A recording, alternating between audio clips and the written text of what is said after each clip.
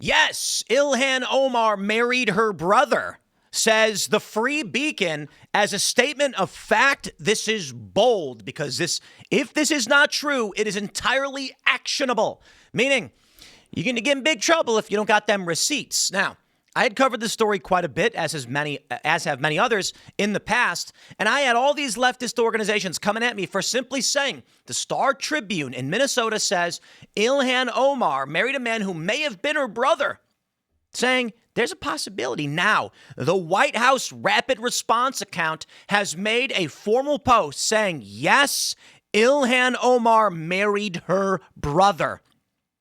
She is reportedly now under investigation for immigration fraud, which means she would be eligible to be denaturalized and deported.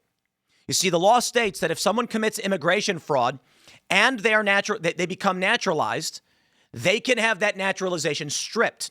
The argument here being that Ilhan Omar acquired citizenship for the purpose of then facilitating illegal immigration by defrauding the United States government, thus nullifying her own citizenship. She could then be deported back to Somalia. It would be crazy if that were to happen. But my friends, considering where we are as a country right now, I wouldn't be surprised by anything. We've got this document, the front page image right there on the article from the Free Beacon, showing the marriage license application. You must print in black ink, which says Ahmed Nur Said Elmi and Ilhan Abdullahi. I'm probably pronouncing it wrong. Apparently, that is the marriage certificate between her and her brother, who has reportedly, people have claimed he's gay. The argument is that because these individuals, or I should say the story is basically Ilhan Omar being Muslim and her brother, they don't believe Christian ceremonies are real. So that this was a standard American Christian ceremony that doesn't conflict with their religious views, just a means to an end so that he could get access to the United States and student loans or something like that. We're going to read through this. This is massive, ladies and gentlemen. We could actually see, although I think it's not likely, the denaturalization of a sitting member of Congress who will then be deported. It's getting crazy out there. First, we have this post from Rapid Response, and this is massive. This is a U.S. government account making the post, yes, Ilhan MN married her brother. Check this out from the Free Beacon. Now, of course, Rapid Response in any kind of defamation setting, the U.S. government is going to say, that's just the headline for the article. We didn't say it. Although I don't think that would fly. I think this is definitive. This is massive. They say from the Free Beacon, President Donald Trump is an occasional practitioner of an unsparing form of political logic, having taken an interest in the massive public programs fraud committed by almost exclusively Somali caste of perpetrators in Minnesota. He has followed up with the unfriendly comments on Minnesota's 5th District Rep. Ilhan Omar. She comes in, does nothing but bitch. She's always complaining, the president told the crowd.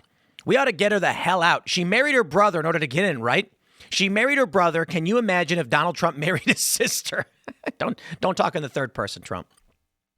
Omar is Somali fraud exhibit A, and her district was a center of gravity in the massive feeding our future fraud case that I wrote about in the Washington Free Beacon in March. Despite what you may think, Omar has made a valuable contribution to our history. Really. She goes to show that there is such thing as a new kind of political scandal. Mark Twain famously observed, it could probably be shown by facts and figures that there is no distinctly Native American criminal class except Congress. And he hadn't even met Omar. I'm talking about Omar's marriage to her brother, Ahmed Nur Said Elmi. Trump may have garbled the specifics, but he got the upshot of the story right. Omar's family brought Elmi over from London in 2009 to try and extract him from a gay lifestyle. And that is the context in which the congresswoman tied the knot with him. I started writing about Omar for Powerline, the website to which I am an original contributor, in August of 2016, when she defeated 22-term incumbent and feminist heroine Phyllis Khan in the Democratic Farmer Labor primary for a seat in the Minnesota State Legislature. A reader had directed me to a post on a message board called Somali Spot, which had since been removed from the internet. It asserted that Omar had married her husband, Ahmed Hersi, the father of her children, in 2002, but that she had then married her brother, Ahmed Nur Said Elmi, in 2009. Her campaign website advertised Hersey as her husband and made no mention of Elmi. Very interesting. Look at this post. What's even more shocking is that Ahmed Nurset Elmi is actually her brother, a British citizen, and arrived in the U.S. from 2008. Many, many posts. I checked out the Somali Spot story online to the Minnesota official marriage system, inputting Omar's name. I found the two marriages cited in the Somali Spot post checked out as indicated.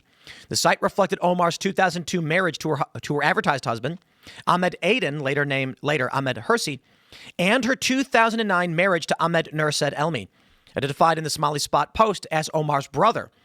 As it turned out, Omar and Hersey had only applied for a marriage license in 2002, but never followed through with a legal marriage. Citing the post and online marriage information, I contacted Omar's campaign and got a response from criminal defense attorney Jean Brandel. I had seen her in court representing one of the 6 Somali defendants who pleaded guilty in the 2016 ISIS terror case. The attorney's message was a classic non-response that called me a bigot and said I should direct further questions to her rather than the campaign spokesman I'd called. She seemed to think she could scare me off. When I directed my further questions to her as she instructed, she ignored me. I wrote about all this on Powerline. My post slowly generating a huge controversy that the Minnesota Star Tribune eventually covered. I got a call from the then Star Tribune reporter Patrick Kulikin, who told me that he was writing the story and the campaign denied that Elmi is Omar's brother. I asked, "Who do they say he is?" He responded, "They won't tell me." Here's how it was reported in Kulikin's story. Omar's campaign flatly denied that Elmi is her brother. It would only say that she and Ahmed Hersey, who pictured in the campaign literature and is the father of her 3 children, are together and raising a family. Her campaign website reads, Ilhan, her husband, and 3 children live in the West Bank neighborhood of District 60B. Like a lot of families, she and Hersey, the father of her 3 children, have had ups and downs, etc., etc. So let's jump to the meat and potatoes here. He goes on to say, in 2020, Omar published his memoir, This is What America Looks Like, with Rebecca Paley. Omar refers to her alleged 6 siblings in the book without naming a single one, including Ahmed Nurset Elmi. For that matter, it is vacuous and evasive on all of the above. He goes on to say, well, none of us has nailed down definitively why Omar did what she did. We can say it was done for some fraudulent purpose in supreme confidence that the law of the land could be treated as a joke. If the truth ever emerges in some undeniable form, Omar will perform yet another variation on her pose as the perpetual victim. She will claim she did what she did for a beloved brother and father. She won't say, and there's nothing you can do about it now, but she won't say, and there's nothing you can do about it now, is properly, is how you say it, but she will be thinking about it. There's more.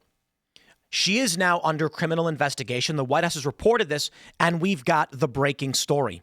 Ilhan Omar under investigation for immigration fraud, says Trump border czar. This is massive. Now, before we get into this story, my friends, we've got a great sponsor for you to jump right in. It is Beam Dream. Head over to shopbeam.com/Timcast. That's BEAM. This is a nighttime sleep blend. It'll help you sleep better. I swear by it. I drink it every single night. Not a joke, not a script. I mean it. Beam hit us up, said, check out our product. We want to sponsor the show. I said, okay, I'll give it a shot. I started drinking this every night. And the first couple of nights, I was like, it tastes great. It's a delicious cup of hot cocoa. I'm enjoying it. And then after about a day or two, it hit like a hammer. I was sleeping like a stone. I would fall asleep very comfortably, wake up feeling like $1 million. I got a sleep score tracker. It said my deep sleep, my REM sleep was improving. My sleep score has now been in the 90s. I didn't even know it could be better. So Beam Dream has done wonderful, wonderful things for me in helping improve my sleep. It's got magnesium, L-theanine, reishi. It's got melatonin, all of these things to make you sleep better. And right now, if you go to shopbeam.com/Timcast, that's BEAM.com, you can get 35% off. You can click the link in the description below. Shout out to Beam Dream for sponsoring the show. They got a bunch of different flavors. It's amazing. Brownie batter, sea salt caramel, chocolate peanut butter, cinnamon cocoa, salty dark chocolate, pumpkin spice. I've been drinking the pumpkin spice one. I absolutely love it. Thanks for sponsoring the show. Let's get back to the news. Here's the story from Newsweek.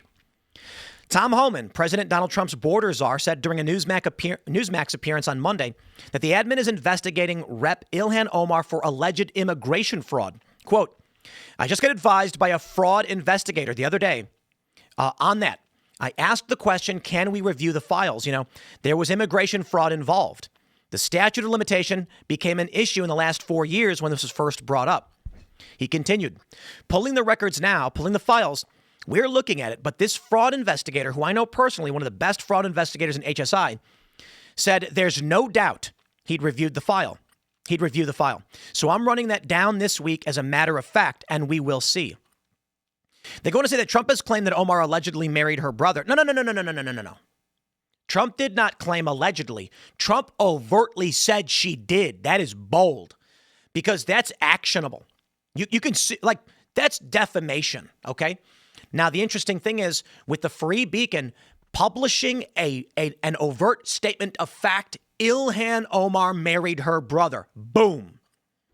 We are now in shocking territory where I think any reasonable person can conclude Ilhan Omar married her brother based on the reporting we are seeing. These news organizations, these investigators, these politicos, they don't say these things lightly because of the possibility of litigation and what's called defamation per se. Now, defamation is a false statement of fact. And if you're a public figure, there's something called Times v. Sullivan. That is, you have to have acted with actual malice. And what does that mean in a legal sense? That you knew what you were saying was wrong or had reckless disregard for the truth. That means that if I were to say something like, Alex Stein kicked a dog, is that defamatory? It could be. But what if he sues me? How does that work? Well, I'm going to say, look, I saw rumors online. I thought it was true. He's a public figure. Everybody was talking about it. He's not going to win. How do you prove damages? It's tough. Now, the reality is Alex Stein has never kicked a dog. I'm using it as an example. But what if I said Alex Stein tortured a dog to death in front of a crowd of people? That is a crime. And that's where we get into defamation per se. Defamation per se is when you defame someone in such an egregious manner that on the face, it is damaging to someone's life. And it's hard to find that line. It really is. But usually it's accusing someone of a crime, of having a disease. These things are considered defamation per se. In this instance, claiming Ilhan Omar married her brother as if to imply she's an incestuous fraudster is so potentially defamatory. You better be damn well sure when you accuse her of this, you are speaking with facts. So here's the thing. When they come out and say she married her brother, they are telling you outright, if she sues us, we will win. They're saying it's true and they know it. That is bold because even if you have the marriage documents, people still tend to say allegedly or believed to have. No. The White House has posted it. The Free Beacon has posted it. And I'm going to tell you this about the Free Beacon. They got lawyers. Ain't no way this got published without going through lawyers first. Headline, yes, Ilhan Omar married her brother. This means the article was written, the facts presented, the legal team in all likelihood read through it and said, I think we're good. I think the evidence is there. If she were to actually try and file any kind of claim, they'd go to court and they'd say the truth is an absolute defense. Here's the proof. That's why she ain't going to sue. And that's why I think there's a real probability she gets deported. They say DHS Assistant Secretary Tricia McLaughlin told Newsweek DHS takes any and all marriage fraud allegations very seriously. Our message is clear. Do not engage in marriage fraud or you will face the consequences of American justice, including severe fines, arrest, jail time, and deportation. DHS will remain vigilant in identifying suspicious patterns and will continue to work tirelessly to protect our fellow Americans. Marriage fraud undermines the integrity of America's immigration system. Ilhan Omar said, no matter what words Trump throws at me, I will not let that deter my work for the people of the 5th District. Trump should know by now that he should never pick a fight with a Somali woman. So she's not denying it. Trump said she married her brother. Can you imagine if Donald Trump married his sister? She's a beautiful person. If I married my sister to get my citizenship, do you think I would last for 2 hours? Things are getting spicy, my friends. This next year is going to be deadly. I don't say that lightly. It's going to be deadly. There is a split. There's a fracture in the political factions now. I believe that one of the principal factors in the realignment is going to be anti and pro-Israel. Seriously, I said it before, and people are just like, haha, so silly. But you're seeing leftists align with conservatives on the issue of Israel. Because it's not about economic policy. It's about tribe. This next year, issues like this are going to play out. If the DHS does denaturalize and deport Ilhan Omar, it is going to get crazy. What if they don't? They're saying she married her brother. If they don't enforce the law, then we have no country. Hope you're ready. Smash that like button. Share the show with everyone you know. Stay tuned. We got more coming up for you, and we'll see you all in the next segment.